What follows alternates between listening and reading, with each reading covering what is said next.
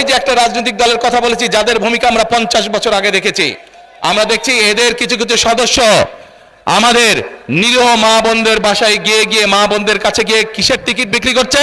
আমরা ধানের শীষে ভোট দিলে আমরা জান্নাত পাবো, এটা আমরা বলতে পারি।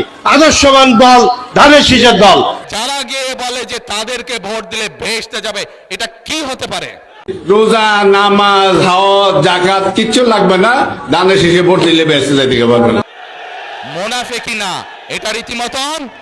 এটা রীতিমতন শিরকি শিরকি শিরকি।